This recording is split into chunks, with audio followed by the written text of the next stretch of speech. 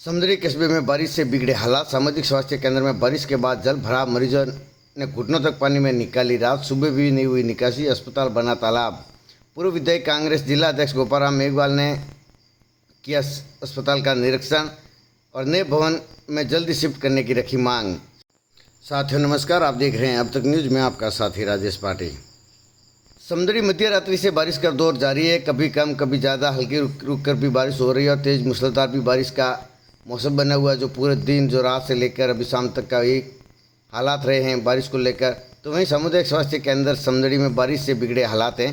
बालोतरा जिले के समदड़ी कस्बे में नवनिर्मित अस्पताल भवन का लोकार्पण नहीं होने की वजह से पुराने जंजर भवन में संचालित हो रहा है। सीएससी समदड़ी, जिससे मरीजों को हाल बेहाल घुटनों तक पानी का जल भराव एवं निकासी की पर्याप्त व्यवस्था नहीं होने के कारण अंदर रखे खराब हो रहे उपकरण, दवाइयाँ एवं चपकती हुई टाट, छत और बिजली के करंट व हादसे की आशंका बनी रहती है। जहाँ दीवारों से पानी रिश्ता जा रहा है, छतें टपकती जा रही है और वहाँ से जो बिजली के वायर वगैरह, पंखे, कूलर वगैरह लगे हुए हैं, तो उसको लेकर भी शॉर्ट होने का अंदेशा रहता है कि कभी बड़ा हादसा न बन जाए। कांग्रेस जिलाध्यक्ष गोपाराम मेघवाल ने अस्पताल परिसर का निरीक्षण कर सरकार के नए भवन में अस्पताल को शिफ्ट करने की मांग की। उन्होंने बताया कि स्थानीय जनप्रतिनिधियों की रुचि नहीं होने के कारण यहाँ के मरीजों को इसका खामियाजा भुगतना पड़ रहा है। कांग्रेस सरकार के कार्यकाल में 3.5 करोड़ की लागत से बने नए भवन में उपकरणों के लिए 20 लाख रुपए की राशि स्वीकृत हुई है, लेकिन जब तक नए उपकरण नहीं आते तब तक नवनिर्मित भवन में अस्पताल को शिफ्ट कर मरीजों को राहत पहुँचाई जा सकती है। वहीं कुछ दिन पूर्व 2 दिन पहले उप मुख्यमंत्री दिया कुमारी बालोतरा जिले के दौरे पर रही, जो समदड़ी से होकर गुजरे थे। जनप्रतिनिधियों ने सिर्फ स्वागत तक सीमित रहे।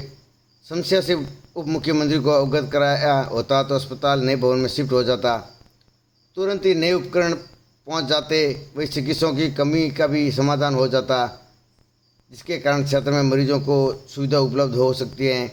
आखिर कब तक इस पुरानी जंजर हालत में पानी से भरी हुई बिल्डिंग में मरीजों को हो रही परेशानियाँ, भर्ती वार्ड में पानी भरने से मरीजों को परेशानियों का सामना करना पड़ रहा है। आखिर नवनिर्मित भवन का कब होगा उद्घाटन, कब मिलेगी मरीजों को सुविधा? बारिश के समय हर रोज़ होता है, पुरानी बिल्डिंग और पूरे अस्पताल परिसर में पानी भरा हुआ होता है, जो पर्याप्त मात्रा में पानी की निकासी नहीं होने के कारण हर बारिश के अंदर सामुदायिक स्वास्थ्य के ये हालात बिगड़ जाते हैं और मरीजों को और आने जाने वाले सभी मरीजों को परेशानियों का सामना करना पड़ता है। तो आखिर नवनिर्मित भवन बनकर तैयार हो गया। अभी कुछ इस दिन पहले 20 लाख रुपए की स्वीकृति हो गई उपकरण और बेड वगैरह खरीदने के लिए।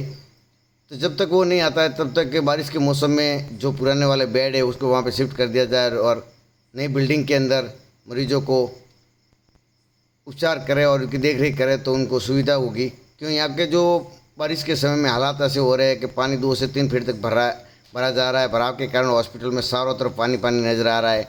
जहाँ लेबर रूम, भर्ती वार्ड रूम सहित जहाँ दवाई काउंटर वगैरह वहाँ तक पानी पहुँचता रहता है और उसमें परेशानियों का सामना करना पड़ रहा है मरीजों को। तो आखिर ये किसके इंतज़ार में है? आखिर कौन करेगा इस अस्पताल के नवनिर्मित भवन का उद्घाटन? कब होगा इसका उद्घाटन? कब आमजन को और मरीजों को मिलेगा इसका लाभ? और कब इसकी और सरकार देखी जाएगी?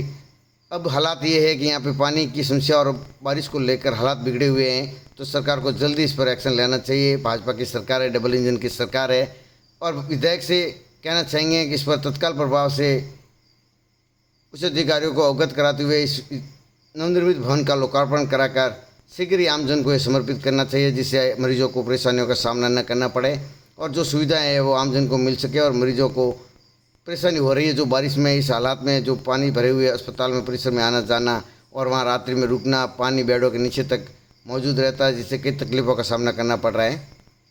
तो देखते हैं अब कितना दिन और इंतज़ार करना पड़ा, कब होगा आखिर इस अस्पताल का नवनिर्मित भवन का उद्घाटन।